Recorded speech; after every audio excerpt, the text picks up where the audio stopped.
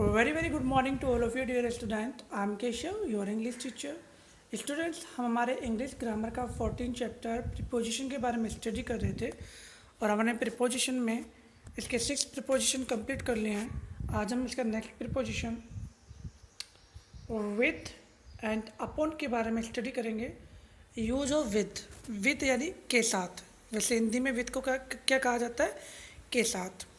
तो इसका ए जो रूल है वो है टू एक्सप्रेस द कोइंसिडिंग टाइम्स, मतलब कि समय के अनुरूपता को अभिव्यक्त करने के लिए हम इसका प्रयोग करते हैं। जैसे कि आई राइज विद द सन, मैं उठता हूँ किसके साथ? सूर्य के साथ। एक्चुअली में क्या कि मैंने यहाँ पे टाइम को इंडिकेट नहीं किया है, मैं सूर्य के साथ उठता हूँ। ठीक है, इट मीन्स मतलब कि सूर्य यदि सुबह 5:30 या फिर 6 बजे समथिंग आता है, ठीक है, उस समय मैं उठ जाता हूँ। तो मैंने किसके साथ में इंक्लूड किया? सूर्य के साथ। ठीक है, समय को मैंने सूर्य के साथ इंक्लूड किया। मैं घर पे जाता हूँ, मैं सपोज कीजिए मैंने एक एग्जांपल लिया कि मैं घर पर जाता हूँ। किसने पूछा कि घर पे कब जाते हो? मैं सूर्यास्त के समय घर पे जाता हूँ। ठीक है, तो मैंने कोई पर्टिकुलर टाइम फिक्स नहीं किया यहाँ पर, मैंने कोई टाइम नहीं बताया, मैंने ये बताया सूर्यास्त के समय। ये मेरा क्या है? कोइंसिडिंग टाइम्स है। तो जहाँ पर कोइंसिडिंग टाइम है, समय के अनुरूप जो हम बताते हैं, वहाँ पर हम किसका प्रयोग करेंगे? विद का प्रयोग करेंगे। ठीक है, विद का मीन क्या होता है? के साथ। बी वाला देखिए, before assets of doing something. ठीक है, मतलब कि उन असेट्स के साथ के पहले जहाँ जिसके द्वारा हम कुछ करते हैं। ठीक है, जैसे कि एग्जाम्पल के तौर पर देखिएगा, ही killed the lion with a gun. He killed, उसने मारा, द लॉयन, शेर को, विद एक गन से। अब यहाँ पर एक गन से पहले हमने विद का यूज किया है। क्यों किया है? क्योंकि यदि हम किसी भी चीज़ का यूज करते हैं जो कि हमारे हाथों से पकड़ कर किया जाता है, ठीक है, तो हम उसके लिए किसका यूज करते हैं? विद का। जैसे कि हम फल फ्रूट्स, मान लीजिए फ्रूट्स नाइफ से काटते हैं, तो वहाँ पर चाकू, ए नाइफ से पहले किसका यूज करते हैं? हम विद का यूज करेंगे। तो इसी तरीके से एक गन, जो मतलब कि जो भी हथियार, जो भी चीज़ हम हाथों के थ्रू करते हैं, वहाँ पर एक विद का यूज किया जाएगा। ठीक है, अब यहाँ पर एक गन देखो, गन को हाथों में पकड़ी जाती है और गोली उसी से मारी जाती है। ठीक है, तो ऐसा तो नहीं है कि गन को फेंक के मारा जाता हो, नहीं, वो हाथों में रहती है। तो इस वजह से हमने किसका यूज किया? विद का यूज किया। ठीक है, तो he killed the lion with a gun, या फिर मैं लिख सकता हूँ I cut the vegetable with a knife, मैंने सब्जी काटी किससे? चाकू से। थर्ड वाला देखिए, C, in the sense of being together, मतलब कि साथ होने के भाव के अर्थ में हम इन विद का यूज करते हैं। जैसे कि she went there with me, वह वहाँ पर गई मेरे साथ। किसके साथ गई?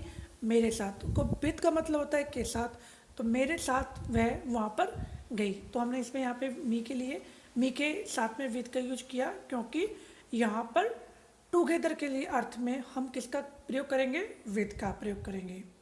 डी वाला देखिए, word to express the mode of action, मतलब कि कार्य के भाव को अभिव्यक्त करने के लिए हम किसका यूज करेंगे? हम विद का यूज करेंगे। जैसे कि एग्जाम्पल है, ही faced poverty with courage. He faced, उसने सामना किया, पॉवर्टी का मतलब होता है गरीबी का, किसके साथ? साहस के साथ। तो करेज का मतलब क्या है? साहस। अब यहाँ पर विद का यूज क्यों किया गया है? क्योंकि मोड ऑफ एक्शन को एक्सप्रेस करने के लिए हम विद का यूज करते हैं। अब साहस के साथ उसने गरीबी का सामना किया, तो हमने करेज से पहले किसका यूज किया? विद का। ठीक है, ई वाला देखिए, टू एक्सप्रेस द गार्जियनशिप। ठीक है, she left her daughter with her sister. यहाँ पे गार्जियनशिप का मतलब है अभिभावकता। ठीक है, अभिभावकता को व्यक्त करने के लिए हम किसका यूज करेंगे? हम यहाँ पर विद का यूज करेंगे। जैसे कि शी लेफ्ट हर डॉटर, उसने अपनी बेटी को छोड़ा, विद हर सिस्टर, किसके साथ? अपनी सिस्टर के साथ। तो मतलब के साथ के अर्थ में हम विद का यूज करते हैं। जहाँ पर आपको लगे कि के साथ कहीं पे किसी सेंटेंस में यूज किया गया हो, वहाँ पर आप विद का यूज कर सकते हैं। 8 वाला देखिए, यूज ऑफ अपॉन। ठीक है, ऑन टू एन ऑब्जेक्ट और सरफेस। अपॉन का मीन होता है के ऊपर। ठीक है, तो इसका ए वाला रूल है on on to an object और सरफेस, या तो किसी सरफेस पर, किसी धरातल पर, या फिर किसी ऑब्जेक्ट पर, या फिर किसी चीज़ पर क्यों ना उसके ऊपर होना, तो वो क्या कहलाता है? अपॉन। जैसे कि इट फैल अपॉन द ग्राउंड, वह गिरा, कहाँ पर गिरा? अपॉन द ग्राउंड, ग्राउंड के ऊपर, जमीन के ऊपर। तो हमने वहाँ पर किसका यूज किया? अपॉन का। अब यहाँ पर ऑन का यूज नहीं होगा, ठीक है, यहाँ पर किसका यूज होगा? अपॉन का। क्यों? क्योंकि सरफेस या फिर ऑब्जेक्ट के लिए हम किसका यूज करेंगे? अपॉन का।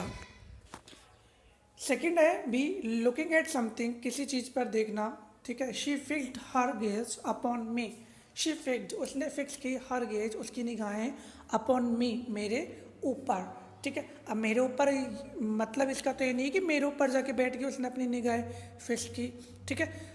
ओन का प्रयोग हम कब करेंगे? जब कोई चीज़ किसी चीज़ के ऊपर रखी जाती है, ठीक है, सरफेस पे नहीं, ऊपर रखी जाती है, ठीक है। हालांकि वो भी टचेबल होती है और ये भी टचेबल होती है, लेकिन उसमें और इसमें डिफरेंस ये है कि ऑन का प्रयोग उस चीज़ के किसी चीज़ के ऊपर रखे जाने के बेस पर किया जाता है। तो यहाँ पर देखो, she fixed her gauge upon मी, उसने अपनी निगाहें मेरी तरफ फिक्स की, मेरे ऊपर फिक्स की।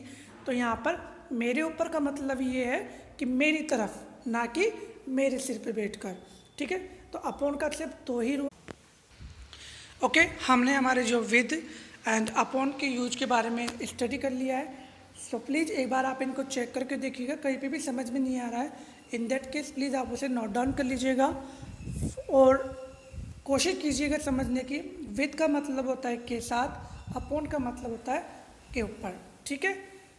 चेक करके देखिएगा और एक्सरसाइज को एक बार चेक करके देखिएगा। एक्सरसाइज में से यदि आपको जो भी नहीं आ रहा है उनको रेड मार्क्स से मार्क कर लीजिएगा, ठीक है। उसे समझने की कोशिश करेंगे। वापस मैं आपको एक्सरसाइज फर्स्ट समझाऊंगा, ठीक है, और सेकंड एंड थर्ड आपको सेकंड एक्सरसाइज आपको स्वयं करनी होगी। Thank you, thanks a lot of you, thank you.